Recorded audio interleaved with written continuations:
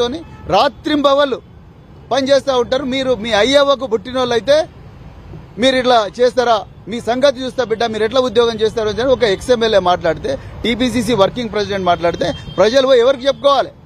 Police వాళ్ళు ఎందుకు జగ్గారెడ్డిని ఇప్పటి వరకు జైలు పడేయలేదు? ఎందుకు ఆయన మీద పీడీ యాక్ట్ పెట్టలేదు? ఎందుకు ధర్మపురి అరవింద్ని ఇంతవరకు జైలు పడలేదు? ధర్మపురి అరవింద్ ఒక ఎంపీ ఎట్లా మాట్లాడతాడు? అరే లోపలికి పోయి పోలీసు వాళ్ళని తన్నుకుంటా తీసుకురండి నేను చూసుకుంటా అని అంటాడా? బూత్ లోపలికి పోయి పోలీసు వాళ్ళని తన్నుకుంటా తీసుకురాబోండి నేను చూస్తా అంటాడా? ఒక సిట్టింగ్ ఎంపీ నేను పోలీసు వాళ్ళని తన్నుకుంటా తీసుకురండి అంటే ఇంకా ఎక్కడున్నది లా అండ్ ఆర్డర్? కేసీఆర్ గారి హయాంలో ఇట్లాంటివి ఎప్పుడు కూడా జరగలేదు. కేసీఆర్ గారు పోలీసు శాఖ ప్రతిష్ట పెంచిండ్రు. పోలీసు శాఖలో వేలాది మంది మహిళలను, పురుషులను, అర్హులైన వాళ్ళందరినీ కూడా గొప్పగా రిక్రూట్ చేసి వాళ్ళందరికీ ప్రపంచ స్థాయి తర్ఫీదు ఇచ్చి వాళ్ళందరికీ గొప్పగా ఒక 700 కోట్ల రూపాయలు పెట్టి అత్యాధునిక సదుపాయాలు కమాండ్ అండ్ కంట్రోల్ సెంటర్ పెట్టిండు. అదేవిధంగా పెట్రోల్ వెహికల్స్ ఇచ్చిండు. 10 లక్షల సీసీటీవీ కెమెరాలు ఇచ్చిండు. షీ టీంలు పెట్టిండు. ఎన్నో కార్యక్రమాలు చేసి పోలీసు శాఖ ప్రతిష్టను పెంచితే రేవంత్ రెడ్డి ముఖ్యమంత్రి అయి హోంమంత్రి కూడా తనే అయ్యి తన ప్రతీకార వాంఛ కోసం సిట్టు మీద సిట్టులు ఏర్పాటు చేస్తూ ఇష్టం వచ్చినట్టు పోలీస్ శాఖను వాడుకుంటున్నాడు. మళ్ళీ ఇప్పుడు వాళ్ళ ఎమ్మెల్యేలతోనే అదే పోలీసుల మీద దాడి చేయిస్తా ఉన్నారు. అదేవిధంగా ఈరోజు డీజీపీ గారికి ఇంకొక రిప్రజెంటేషన్ కూడా మేము ఇచ్చినాం. మా social media activist, BRS social media activist Nallabalu alias Shashidhar Goud ఎవరైతే ఉన్నారో ఆయన మీద 3 అక్రమ కేసులు పెడితే గౌరవ హైకోర్టు తెలంగాణ 3 అక్రమ కేసులను కొట్టేసి పోలీసు వాళ్ళు సోషల్ మీడియా యాక్టివిస్టుల మీద అక్రమ కేసులు పెట్టకూడదు అని చెప్పి మార్గదర్శకాలు ఇచ్చింది. కానీ చూడండి రేవంత్ రెడ్డి నిర్వాహకం ఎట్లుందో. కోట్ల రూపాయలు ఖర్చు చేసి ఆ ప్రజాధనాన్ని తీసుకొని పోయి ఆ ప్రజాధనాన్ని సుప్రీంకోర్టులో టాప్ నాచ్ అడ్వకేట్లందరి ముందర పెట్టి మీరు ఏమైనా చేయండి ఈ నల్లబాల్ అనటాన్ని జైలుకు పోవాల్సిందే అని చెప్పి ఎస్ఎల్పి ఒకటి సుప్రీంకోర్టులో ఫైల్ చేస్తే గౌరవ సుప్రీంకోర్టు ఆ ఎస్ఎల్పిని కొట్టేసి తెలంగాణ హైకోర్టు నల్లబాలుకి ఏదైతే ఊరటిచ్చిందో ఆ ఊరటనే కరెక్ట్ అని చెప్పింది. చెంప చెల్లు అనిపించింది గౌరవ సుప్రీంకోర్టు మరి తెలంగాణ ప్రభుత్వానికి. అదేవిధంగా గౌరవ హైకోర్టు తెలంగాణ నల్లబాలు కేసు విషయంలో గొప్ప మార్గదర్శకాలు ఇచ్చింది. పోలీసు వాళ్ళు ఏ విధంగా కూడా సోషల్ మీడియా యాక్టివిస్టులను అక్రమంగా వేధించకూడదు. రాజ్యాంగం ఇచ్చిన 19వ అధికరణం క్లాజ్ 1 ప్రకారం ఇది ఫ్రీడమ్ ఆఫ్ స్పీచ్ కిందికి వస్తుంది అని చెప్పి మరి గౌరవ హైకోర్టు చెప్పింది.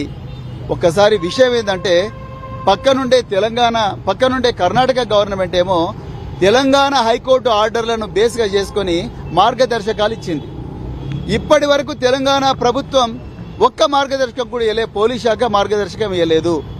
అదే విషయాన్ని మేము ఇవాళ గౌరవ డీజీపీ గారికి నివేదించినాం. అయ్యా మరి పక్కన మీ పార్టీ పాలిస్తున్న కాంగ్రెస్ పార్టీ పాలిస్తున్న కర్ణాటక రాష్ట్రంలోనేమో సోషల్ మీడియా యాక్టివిస్టుల మీద తెలంగాణ హైకోర్టు ఇచ్చిన మార్గదర్శకాలు పాటించని చెప్తుంది. మన సొంత రాష్ట్రంలో మన హైకోర్టు ఇచ్చిన మార్గదర్శకాల విషయంలో మాత్రం నిమ్మకు నీరెత్తినట్టుగా ఉన్నారు.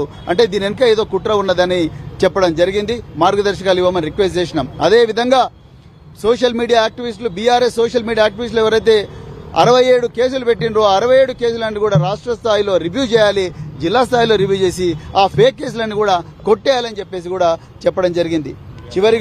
చివరిగా చీఫ్ మినిస్టర్ ముఖ్యమంత్రి కార్యాలయం కేంద్రంగా అన్వేష్ రెడ్డి, శ్రీరామ్ కర్రీ ఇంకొక 2-3 రకరకాల వ్యక్తులు కలిసి ఒక వాట్సాప్ గ్రూప్ పెట్టుకొని ముఖ్యమంత్రి కార్యాలయమే కేంద్రంగా తెలంగాణ స్టేట్ టెక్నాలజీ సర్వీసెస్ అదేవిధంగా హైదరాబాద్ గ్రోత్ కారిడార్ లిమిటెడ్ ఈ 2 ఆఫీసులను వాడుకుంటూ ఫేక్ న్యూస్ ప్రచారం చేస్తున్నారు అన్న ఒక విజిల్ బ్లోయర్ ఇచ్చిన సమాచారం మేరకు అది కూడా మేమిచ్చి ఈ ఆఫీసులను కూడా వీళ్ళని కూడా మీద కేసులు బుక్ చేయాలి, వీళ్ళ ఆఫీసులు కూడా రైడ్ చేయాలి, అక్కడుండే విలువైన ఆధారాలు ఏవైతే అవన్నీ సేకరించి వాళ్ళని కూడా మరి వాళ్ళ మీదకి ఇన్వెస్టిగేట్ చేసి వాళ్ళని కూడా జైలుకు పంపించాలని చెప్పడం జరిగింది.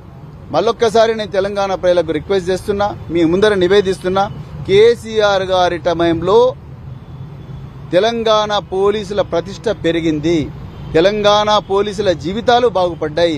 వాళ్ళ సరెండర్ లీవ్స్ కానీ, వాళ్ళకుండే ట్రాఫిక్ పోలీసులకు వచ్చే అడిషనల్ అలవెన్స్ కానీ, అదేవిధంగా వాళ్ళ యూనిఫామ్ విషయం కానీ, వాళ్ళు పనిచేస్తున్న పోలీస్ స్టేషన్ల తీరు కానీ, ఆ పోలీస్ స్టేషన్లో వచ్చే ఇన్వెస్టిగేషన్ ఛార్జెస్ కానీ, ప్రమోషన్లు కానీ ఇవన్నీ గొప్పగా పెరిగినాయి. కానీ రేవంత్ రెడ్డి పాలనలో ఆ పోలీసు శాఖ ప్రతిష్ట అడుగంటిపోయింది. అడుగంటిపోవడమే కాదు, వాళ్ళ జీవితాలు అగమ్య గోచరంగా మారినాయి. వాళ్ళ వాళ్ళ ప్రైడ్ ఏదైతే ఉందో, వాళ్ళ గౌరవం ఏదైతే ఉందో, గౌరవం మీద దెబ్బ తగులుతా ఉన్నది.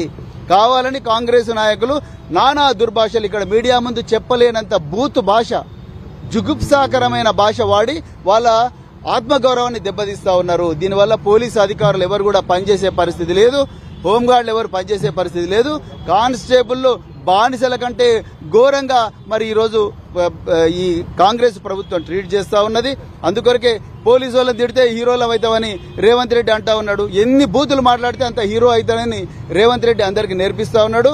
అదే బాటలో ఎమ్మెల్యేలు, అదేవిధంగా ఎంపీలు, అదేవిధంగా ఎక్స్ఎమ్మెల్యేలు, చైర్మన్లు మారుతా ఉన్నారు. దీన్ని మరొకసారి ఖండిస్తూ అర్జెంటుగా ధర్మపురి అరవింద్, తూర్పు జగ్గారెడ్డి, మిగతా ఎవరైతే ఘోరంగా ప్రభుత్వ అధికారుల మీద దాడులు చేస్తున్నారో వాళ్ళందరి మీద కూడా మరి యాక్షన్ తీసుకోవాలి. వాళ్ళందరినీ జైలుకు పంపించాలి. అవసరం అనుకుంటే పీడీ యాక్ట్ పెట్టాలి. వాళ్ళందరినీ రాజకీయాల నుంచి శాశ్వతంగా తెలంగాణ ప్రజలు బహిష్కరించాలని చెప్పేసి చెప్తూ మరొకసారి మీడియా మిత్రులందరికీ కూడా హృదయపూర్వక ధన్యవాదాలు చెప్తూ జై తెలంగాణ, జై కేసీఆర్.